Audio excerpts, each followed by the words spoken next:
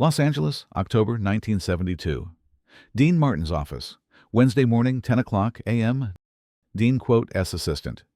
Carol brought in the day's mail. Fan letters mostly. Requests for autographs, invitations to events. The usual. Dean was reviewing scripts. Looking for his next project. Anything important? He asked without looking up. The usual, but there's one letter. Carol hesitated. It's different. Dean looked at her. Different how? You should read it. She handed him an envelope. The handwriting was shaky, elderly. The return address, Shady Pines Nursing Home, Pasadena, California. Dean opened it. The letter. Dear Dean, I hope this letter finds you well. I've been writing to you for 20 years, ever since I saw you perform at the Copa in 1952. You probably don't remember my previous letters. I know you must receive thousands. But I've always felt like you were a friend, even though we've never met. I quote M, writing to you today, not as a fan, but as someone who has nowhere else to turn. I quote EAM, 78 years old. 6 months ago, my family placed me in a nursing home here in Pasadena. Shady Pines, it's called. The brochure showed beautiful rooms and happy residents. My daughter Patricia thought it would be perfect. But Dean, they're hurting us here. The staff leaves us in soiled beds for hours, sometimes all day. When we press the call button, they ignore us. When we complain, they yell at us, tell us we're ungrateful, tell us to shut up. Last week, my wedding ring disappeared from my nightstand. I've worn it for 55 years, since the day I married my Thomas. When I reported it missing, the nurse told me I probably lost it. But I know someone stole it. Other residents have had things stolen too. Watches, money, family photographs. Yesterday, a nurse named Sandra was giving me a bath. I asked her to be more gentle because she was hurting me. She got angry. She said, "You want gentle? Try being grateful." Then she held my head under the water. Just for a few seconds, but long enough to scare me. I quote, "Am frightened, Dean." I'm frightened every day. My daughter doesn't believe me. She says I'm confused because of my age, that I'm imagining things. The administrator here, Mr. Finch, is very charming to families during visits. He makes everything look perfect. But after families leave, everything changes. I know you're busy. I know you have important things to do. But I wanted someone to know what's happening here, even if nothing can be done. Even if this is just how things are for old people like me. Thank you for all the joy you've brought to my life through your music and films. In the darkest moments here, I think about watching you perform. It helps. Your devoted fan. Mary Sullivan. Dean read the letter twice. Then he set it down on his desk. Carol was watching him. What are you going to do? Get me the phone number for Shady Pines. Dean, you get hundreds of letters like this. Not like this. What are you going to do? Call them? They'll just deny everything. Dean stood up, grabbed his coat. I'm not calling them. Then what? I'm going there, right now. Shady Pines Nursing Home, Pasadena, California. 45 minutes later. The building looked nice from the outside. Well maintained. Landscaped gardens. A sign out front.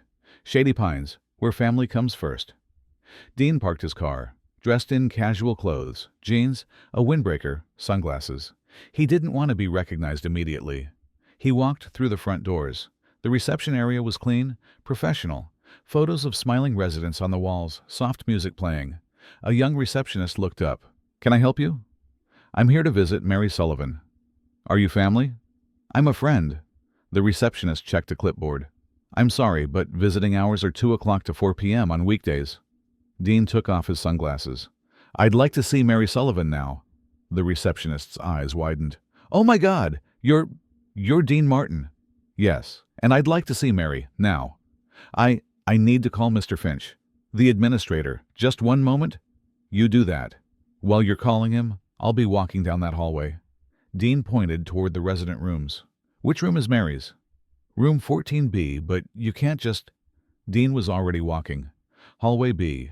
The atmosphere changed immediately. The pleasant music from the lobby was gone. The walls were beige and institutional. The floor was clean, but worn. The smell hit him first. Urine, disinfectant, something else underneath. Neglect. He passed room 12B. Through the open door, he saw an elderly man calling out, "Nurse, nurse, please." Nobody came. Room 13B. An elderly woman sitting in a wheelchair, facing the wall. Alone, silent. Room 14. B. Dean knocked softly, pushed the door open. Mary? The room was small. One bed, one chair, a small nightstand, a single window with cheap curtains. Mary Sullivan was lying in bed, thin, frail, her white hair uncombed, her face turned toward the wall. Mary? She turned her head slowly, saw him. Her eyes widened. Dean, her voice was barely a whisper. Dean Martin? Hi, Mary? Tears started streaming down her face. You came? You actually came. I thought maybe you wouldn't get my letter, or if you did, you'd think I was crazy. Dean pulled the chair close to her bed, sat down, took her hand gently. I'm here, and I believe you. Tell me everything. Mary's story came out in broken pieces. They don't change our sheets, sometimes for days. When I had an accident last week, I couldn't help it. I pressed the call button for an hour, but nobody came. I had to lie in it for 6 hours until the next shift arrived. They yell at us, tell us we're too much trouble, that we should be grateful for what we get. The food is terrible. Sometimes it's spoiled. If we complain, they take our meals away, say we're ungrateful. Other residents have it worse. Mr. Peterson in room 8 has bruises. He said a male nurse hit him when he refused to take his medication. But when he told his son, they said he fell. His son believed them, not him. They steal from us. My ring wasn't the first thing to go missing. Mrs. Chen lost her watch. Mr. Garcia lost $200 from his wallet. Dean listened. His face remained calm, but inside, rage was building. Mary, when was the last time someone bathed you? She looked down, ashamed. 5 days. When was the last time someone changed your sheets? 3 days. Dean looked around the room. Really looked. The smell was stronger now. The sheets were stained. The water glass on the nightstand was empty. He stood up, walked to the door, called down the hallway. I need a nurse in room 14B right now. Administrator Robert Finch arrived within 2 minutes. Expensive suit, perfect hair, professional smile. Mr. Martin, what an incredible surprise. I'm Robert Finch, the administrator here at Shady Pines. If I'd known you were visiting, I would have prepared. Prepared what? Cleaned Mary's room? Changed her sheets? Actually taken care of her? Finch's smile faltered. I'm sorry? Mary Sullivan wrote to me about the abuse happening in this facility. Abuse? Finch's expression changed. Concerned, sympathetic, practiced. Mr. Martin, I think there's been a misunderstanding. Mary is elderly, and sometimes our residents become confused. She's not confused. With all due respect, you don't know her medical history. I don't need to know her medical history to know that this room smells like urine, that her sheets haven't been changed in 3 days, that her water glass is empty, that she hasn't been bathed in 5 days. Finch glanced at Mary, then back at Dean. His expression hardened slightly. Mr. Martin, running a nursing home is complicated. We're understaffed. We do the best we can with limited resources. You're charging families $800 a month per resident. Where's that money going? That's private business information. Not when you're neglecting people. A nurse appeared in the doorway. Middle-aged woman. Name tag, Sandra. Dean remembered the name from Mary's letter, the one who'd held her head under the water. Sandra, Finch said. Mr. Martin has some concerns about Mary's care. Can you explain our standard procedures? Sandra smiled. Professional. Cold underneath. Of course. Mary receives excellent care.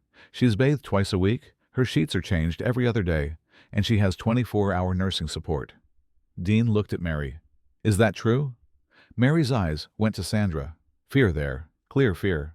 Mary, Dean pressed gently. Mary's voice was small. I don't want to cause trouble. Dean turned back to Sandra. When was the last time you bathed Mary?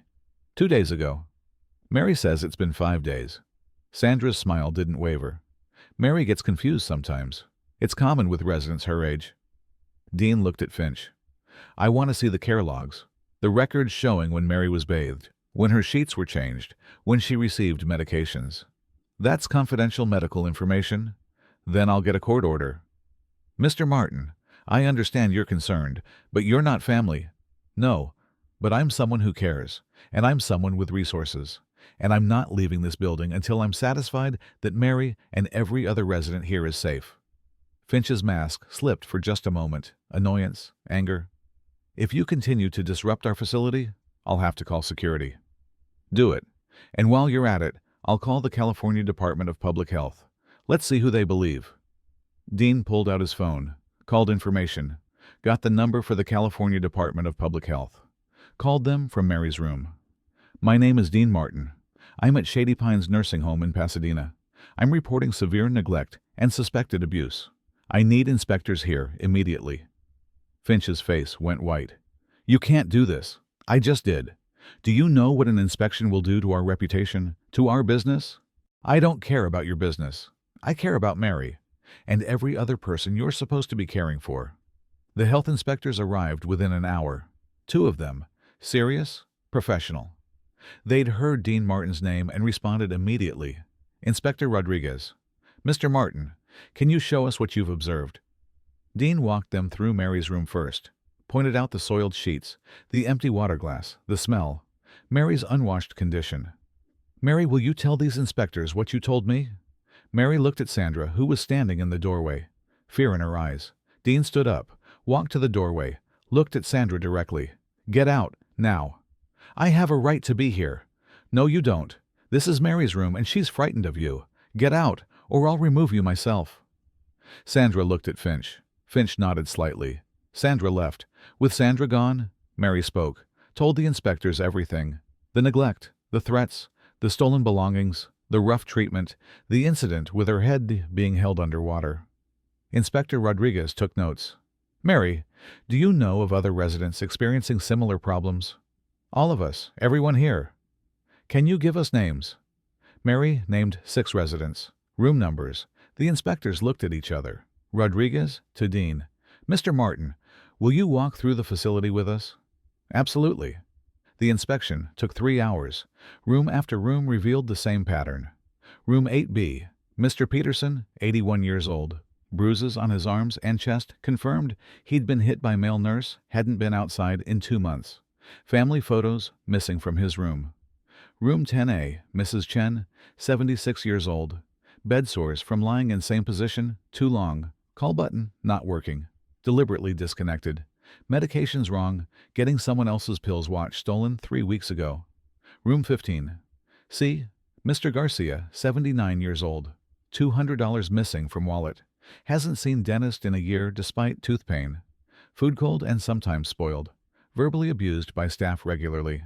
Common kitchen, food stored improperly. Meat at wrong temperature. Expired items still in use. Dirty dishes in clean area. Evidence of pest infestation. Staff room, inspector found Mary's wedding ring in a drawer. Found other residents' belongings, watches, cash, jewelry staff, keeping stolen items as bonuses. Medical records. Care logs, falsified baths, documented that never happened. Medications marked as given but not actually administered, deliberate fraud to pass inspections. By 5 p.m., the inspectors had seen enough. Inspector Rodriguez to Finch. Mr. Finch, we're shutting down this facility, effective immediately. Finch's face went red. You can't do that. We have 45 residents. Where will they go? That's your problem. You have 48 hours to arrange alternative care for every resident. If you fail to do so, we'll arrange it and bill you for the costs. This is insane. You're shutting us down because of one complaint from a confused old woman and a celebrity with an agenda? Rodriguez held up her documentation. We're shutting you down because of 47 health code violations, because of evidence of systematic neglect, because of documented fraud in medical records, because of theft, and because of suspected physical abuse. She turned to Dean. Mr. Martin, thank you for calling us. If you hadn't, this would have continued. Dean looked at Mary, who was watching from her doorway. What happens to the residents now? Dean asked. They'll be transferred to other facilities. We have a list of approved homes. I want to approve where Mary goes. That's usually up to family. Mary's daughter put her here. I want to make sure she goes somewhere safe. Rodriguez nodded. I'll give you our list of highest-rated facilities in the area. That evening, Dean stayed until every single resident had been evaluated. He talked to each one personally, learned their stories, took notes. He found that 30 out of 45 residents reported theft, 22 reported verbal abuse, 8 reported physical abuse, 38 reported neglect. All of them were afraid to complain because they thought no one would believe them. Dean made calls, used his connections. By midnight, every resident had a place to go. Better facilities, reputable places. Mary was transferred to Sunrise Senior Living, one of the best facilities in Los Angeles. Dean personally guaranteed her first year of care. $12,000 out of his own pocket. As Mary was being loaded into the ambulance, she grabbed Dean's hand. "Why did you do this? Why did you help me?" Dean knelt down beside the stretcher. "Because you asked for help, and because no one should be treated the way they treated you. But I'm nobody. Just an old woman?" "You're not nobody, Mary. You're somebody, and you deserve dignity and safety and care." Mary started crying. "Thank you. Thank you for believing me. I'll come visit you at your new place. Make sure they're treating you right." "You don't have to. I want to." The legal fallout was immediate. Within 48 hours, Shady Pines shut down permanently. Robert Finch fired. 3 nurses fired, including Sandra. California Department of Public Health opened criminal investigation within 1 week. Dean hired a lawyer. Thomas Chen, specializing in elder abuse, filed lawsuit on behalf of Mary and 29 other residents. Charges: neglect, fraud, theft, assault within 2 months. Criminal charges filed against Robert Finch. Elder abuse fraud, falsifying medical records. Theft, criminal charges filed against Sandra Williams, years nurse. Assault elder abuse trial, March 1973. Dean attended every day, sat in the courtroom, made sure the jury saw that someone cared about these victims. Mary testified. 81 years old now. Frail but strong. "They made us feel worthless," she told the jury. "They made us feel like we were burdens, like we didn't deserve basic human dignity. And when we tried to tell our families, nobody believed us, because who believes old people over professional administrators?" She looked at Dean in the audience. "Except Dean Martin. He believed me, and he saved my life." Verdict: Robert Finch, guilty on all charges, sentenced to 5 years in prison. Sandra Williams, guilty of assault and elder abuse, sentenced to 3 years in prison. Civil lawsuit settlement, $2 million awarded to victims, funded by Shady Pines Insurance, and seized assets. Mary received $85,000, enough to pay for the best care for the rest of her life. But Dean didn't stop there. He'd seen something that horrified him. This wasn't just one bad nursing home. This was a systematic problem. Elderly people being abused, neglected, stolen from, and nobody believing them when they asked for help. November 1973. Dean was invited to testify before the California State Legislature. Committee on Aging? The committee was considering new regulations for nursing homes, stronger oversight, better protections. Dean flew to Sacramento, prepared testimony, brought Mary with him. Dean's testimony. "Members of the committee, thank you for allowing me to speak today. I'm not an expert on elder care. I'm not a doctor or a social worker. I'm just someone who received a letter from a 78-year-old woman who was being abused and didn't know where else to turn. Mary Sullivan wrote to me because she was desperate. Her nursing home was neglecting her, abusing her, stealing from her. And when she told her family, they didn't believe her. They thought she was confused, imagining things. That's what Robert Finch, the administrator who's now in prison, counted on. He knew that society doesn't take elderly people seriously. He knew that if residents complained, people would assume they were confused or senile or difficult. He was almost right. If Mary hadn't written to me, if I hadn't gone to visit her, if I hadn't called the health department, she'd still be there, still suffering, still being neglected. And here's what terrifies me. How many other Mary Sullivans are out there? How many other elderly people are being abused right now, trying to tell someone, and nobody's listening? When we investigated Shady Pines, we found 47 health code violations. We found systematic theft. We found evidence of assault. We found medical records that had been falsified for years. And this place had passed its last state inspection just 6 months earlier. How is that possible? Because the inspections were scheduled in advance. Because the administrator knew when inspectors were coming and cleaned everything up for their visits. Because the current system is designed to catch problems only if facilities want to be caught. I'm here today to urge you to pass stronger protections. Here's what I think needs to happen. First, unannounced inspections. Monthly, random.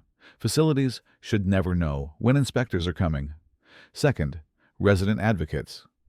Independent people, not employed by the facility, who talk to residents privately, who ask if they're being treated well, who have the authority to investigate complaints immediately. Third, mandatory background checks for all nursing home employees. No one with a history of violence or theft should be allowed near vulnerable elderly people. Fourth, severe penalties for violations, not just fines, criminal charges, prison time. If you abuse an elderly person, you should go to jail. Fifth, a hotline, a number that elderly people or their families can call if they suspect abuse. A number that goes directly to investigators, not to the facility. These reforms won't prevent all abuse, but they'll make it harder. They'll make administrators think twice before cutting corners. They'll give elderly people a voice. Mary Sullivan is 79 years old now. She lives in a wonderful facility where she's treated with dignity and respect. She gets bathed every day. Her sheets are changed daily. Staff treats her kindly. Her family visits regularly. She's happy. For the first time in years, she's happy. But it took a letter to a stranger to save her. And that's not acceptable. Every elderly person in California deserves what Mary has now: safety, dignity, care. Please pass these reforms. Not for me, for Mary, and for every other elderly person who's suffering and doesn't have anyone to write to. The committee was silent when Dean finished. Then, applause. Standing ovation. Mary testified next, told her story, showed photos of her room at Shady Pines compared to her room at Sunrise. The contrast was devastating. April 1974. California passed the Mary Sullivan Act. The law included monthly unannounced inspections, independent resident advocates, mandatory background checks, increased penalties for elder abuse, 24-hour hotline for abuse reports, families given access to unfiltered inspection reports.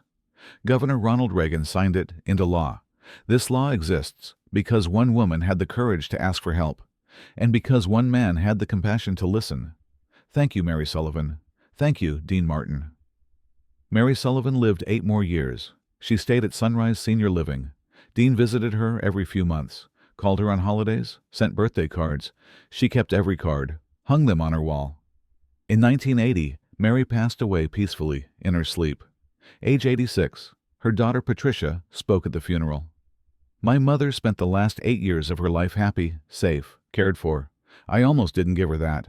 When she told me about Shady Pines, I didn't believe her. I thought she was confused. I feel horrible about that every day. But Dean Martin believed her. He saved her life. And in doing so, he saved thousands of other lives. Because the laws he helped create protect elderly people all over California now. My mother told me every time I visited, Dean Martin is proof that good people exist, that powerful people can choose to help powerless people, that asking for help isn't weakness, it's courage. At Dean's funeral in 1995, the Mary Sullivan Act was mentioned in tributes. A state legislator spoke. Dean Martin changed California law. He saw injustice, and he didn't look away. He didn't just write a check. He showed up. He investigated. He testified. He fought. Because of him, nursing homes are safer. Because of him, elderly people have protections. Because of him, Mary Sullivan spent her final years in dignity. Today, in 2024, the Mary Sullivan Act is still in effect. It's been expanded, strengthened, but the core remains. Monthly surprise inspections, resident advocates, severe penalties for abuse. California's elder abuse rates are among the lowest in the nation. Other states have copied the law, all because a 78-year-old woman wrote a letter. And Dean Martin answered. Robert Finch served his full sentence, released in 1978, moved to Nevada, died in 2003. In his final interview, 1999, he was asked about Dean Martin. I hated him for years, blamed him for ruining my life, but the truth is, I ruined my own life. I abused vulnerable people for money. I stole from them. I let my staff hurt them. Dean Martin didn't destroy me. He stopped me. There's a difference. If I could go back, I'd tell him thank you. Thank you for stopping me before I hurt even more people. Thank you for making sure I faced consequences. Mary Sullivan deserved better. They all deserved better. And Dean Martin made sure they got it. This is the story of October 1972, when a 78-year-old woman wrote a desperate letter to her favorite singer, when that singer could have ignored it, could have sent an autographed photo, could have done nothing. Instead, Dean Martin drove to Pasadena, walked into that nursing home, saw the abuse with his own eyes, and refused to look away. He called the health department. He forced an inspection. He got the facility shut down. He paid for Mary's care. He sued the perpetrators. He testified before the legislature. He changed California law.